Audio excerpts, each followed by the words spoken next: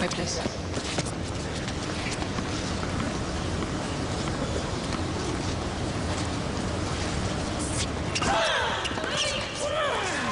Boy, that is really strong. That was a big second serve, Cliff. She knew Vaidisova was going to attack, and she put a little bit more pace. That was 105-mile-an-hour second serve. 30-all. Will she do it again? It's risky. It is.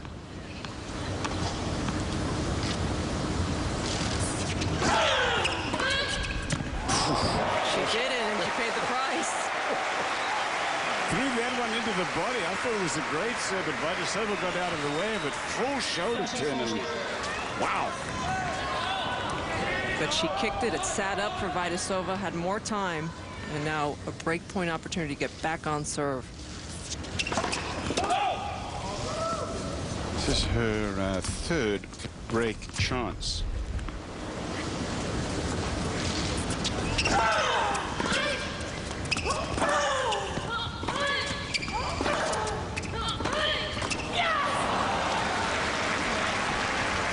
Tenacity, Juice, determination from Serena. It's huge. Confidence, tenacity, fight. You can tell. I mean, the big points, she just buckles down, and her reactions afterwards tell you how important it was.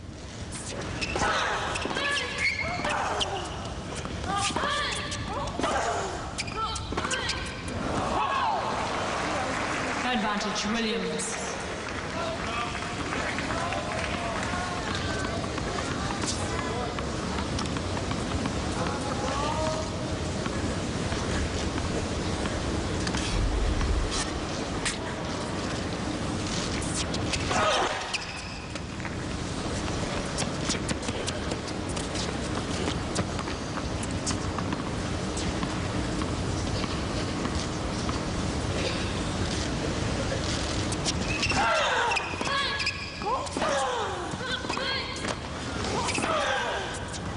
That's wide.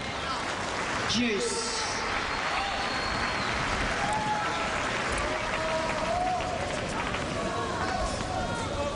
Vaidisova's been in a lot of Serena service games in this match. Yep. Has not been able to convert, and you have to take your chances right away against Serena.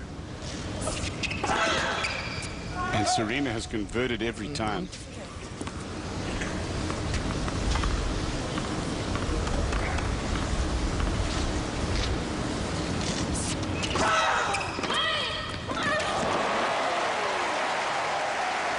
Credit to Vaidisova for keeping her game plan and staying aggressive, Advantage, Vaidisova. not hesitating.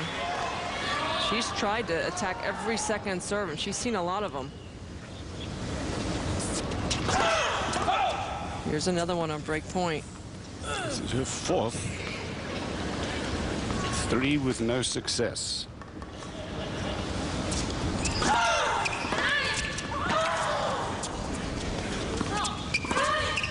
Again, that first strike on the return, and that time on the break point works for her.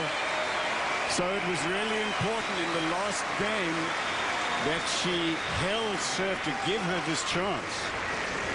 4 games Just left. finally able to capitalize. You got to see a lot of second serves. That's the shortest ball you're going to see from Serena. Serena serving under 50% for the match, only 38% in this second set. 15 love.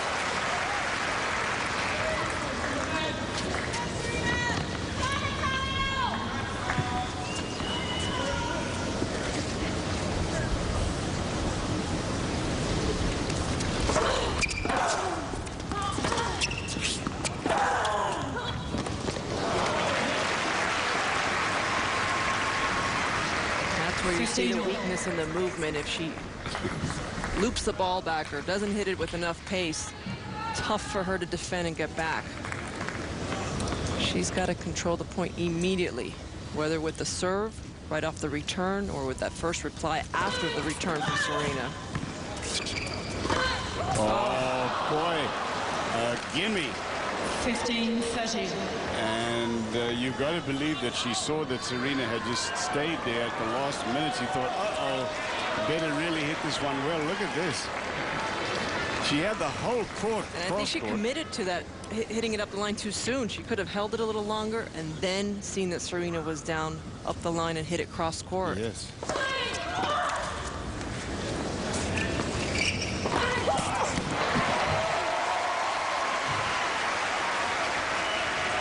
Not easy to hit another short ball after you've missed one.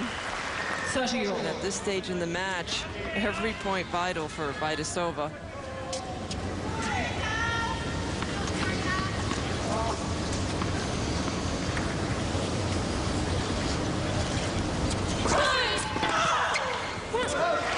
Terrific location from Vaidisova with the first serve. 40-30.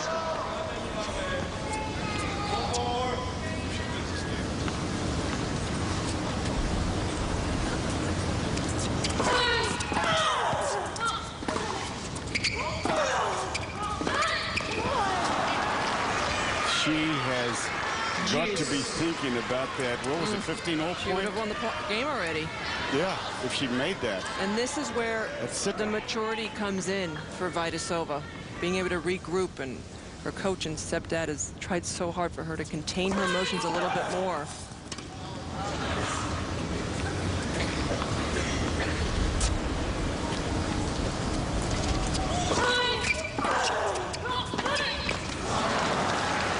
Advantage Williams.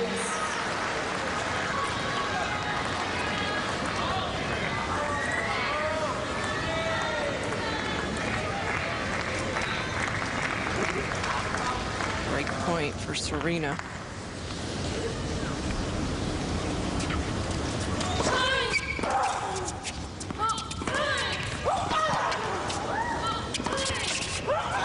Great hustle from Serena just to make Vaidisova hit another one, which she was up to.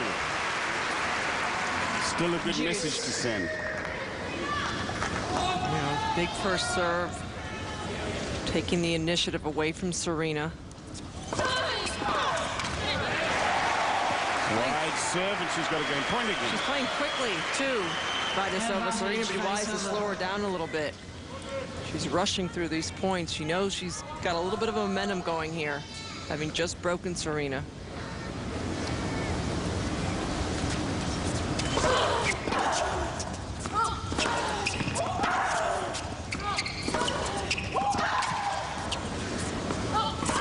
Oh, that's wide.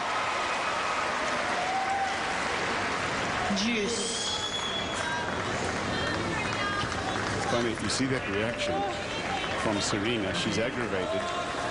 It's because there's something that happened earlier in the game, and she waits until she wins the point before you see that kind of reaction from her.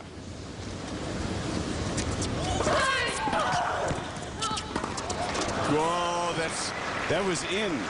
Off the line, it looks like. Williams. No challenge. And a break chance.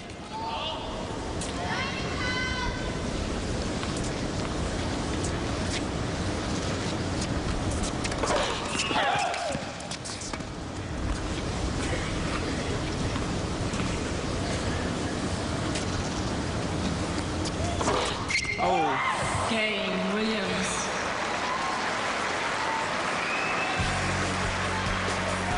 That was a huge turnaround game. Serena Williams will serve for the match, and we come back to Lever Arena.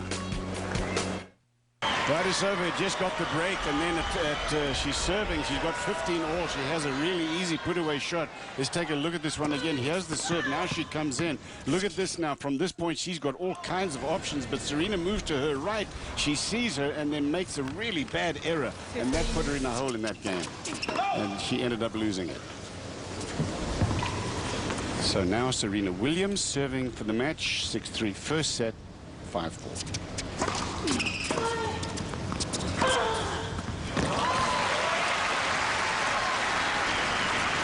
when Serena's not giving you that many 15 mistakes, you can't afford to do that.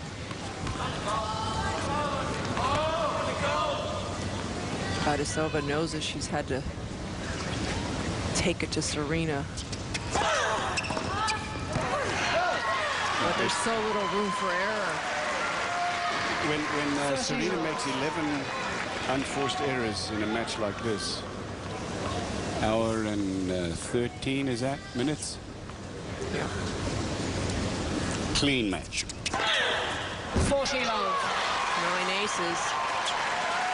And it wasn't a bad match for Vaidisova. It's just those big points. Having that belief, keeping your concentration, not getting down on yourself.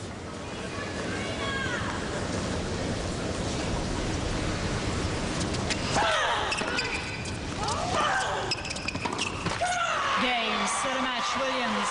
Yeah, she had as tough a draw as you're going to get in this round, MJ, Serena, and she just came through with flying colors. She really did. This was the toughest round of 16 on the women's side, in my opinion.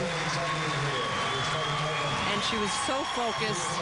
She knew what she was up against, Serena. She didn't serve a very high percentage of first serves, but when it mattered, she got that ace or that unreturnable. She made Vaidisova play as much as possible, and again, gave very few mistakes away. 23 winners to only 11 unforced errors. And Cliffy, I know that Justine Henin has been dominant. She's won 6 events coming into this, hasn't lost since But you're Wimbledon. freaking Serena. But having seen her play so far, I'd say she is the one to beat. What do you think?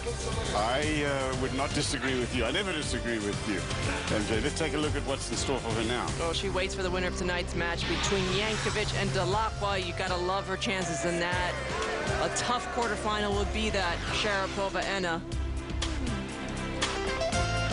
Again, the toughest match of this section, and Serena Williams, a straight set, really dominant win. Only 11 unforced errors in 2 sets of sparkly tennis. Defending champion, looking really strong. We'll talk to her.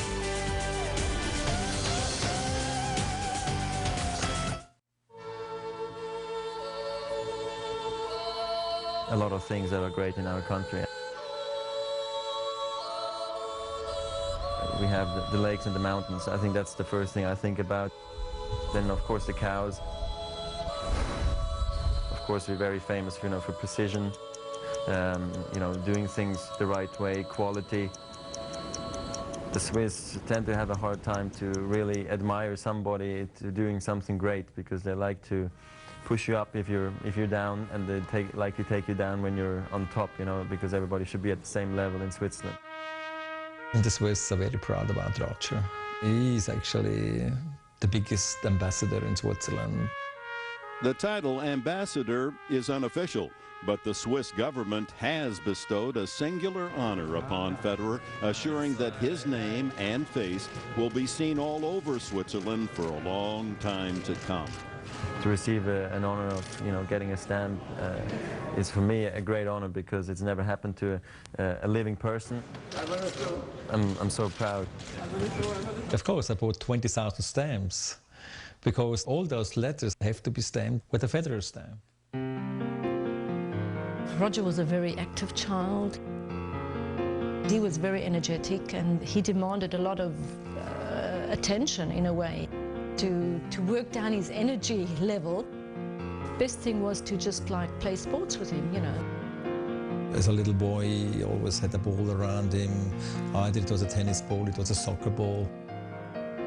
People were surprised, actually, when he was 2 years old, how he could catch a ball, how he could play a ball, although when he played the soccer, how he could play soccer already.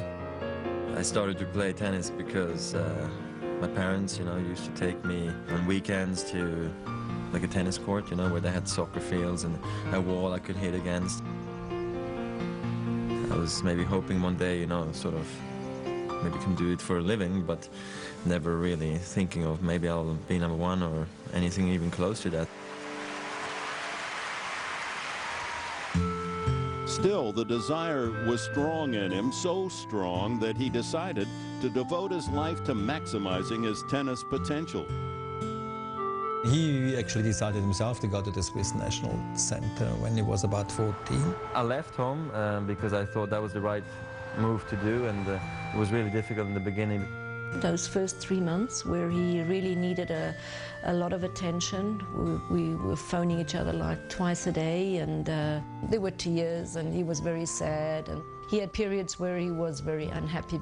I was getting very, very homesick, and in the beginning my results were really bad. I had a very tough temper. I was very much the perfectionist. I had to throw a racket, or I had to scream at the top of my lungs, or commentate a point or something, because I couldn't take it anymore. So I was getting actually like a master at throwing rackets so they wouldn't break, but so I could throw them far, you know, and so I always have to look for the soft spot on the tennis court, you know, and it was crazy, and my parents would, you know, would really get upset over that, because they would feel embarrassed, you know, sitting in the restaurant watching me play, and all the parents are going like, oh my God, you know, whose son is that, you know? People always thought he was the underachiever. You could read this, you could hear this, and you could, everybody said, oh, he's an unbelievable talent, but you know, this guy just doesn't show it yet, and he's just not capable of pulling it through.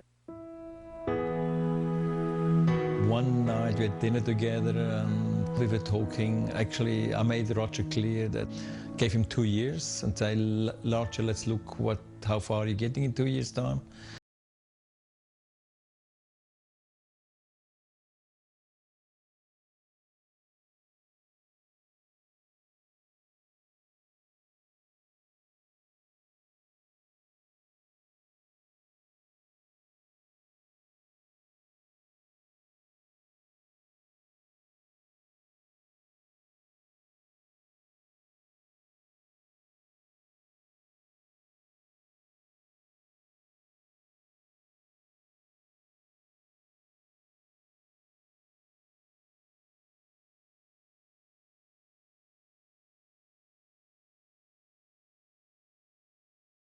Beat Sampras at Wimbledon. Oh, it's unbelievable that he can beat actually Sampras. You always got to believe you can win and beat anybody, and so I got my attitude right, and incredible run I've been on since.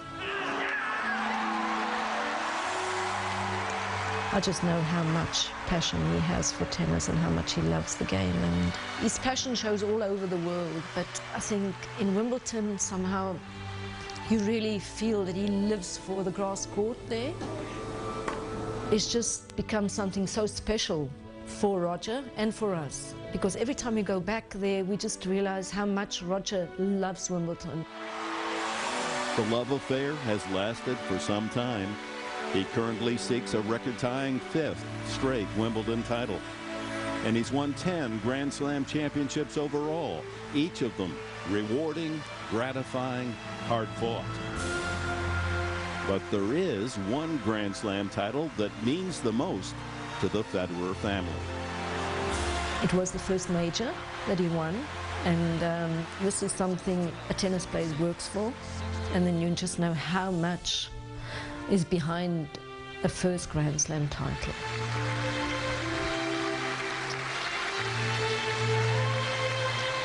It was just an unbelievable emotion, and you think, thank goodness.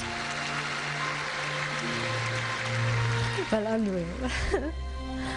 It was unreal.